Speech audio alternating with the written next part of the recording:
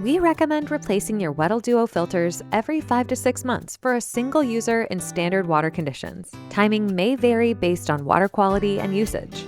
Let's walk through replacement step by step. Step 1. Remove the filter housing for the cartridge you're replacing.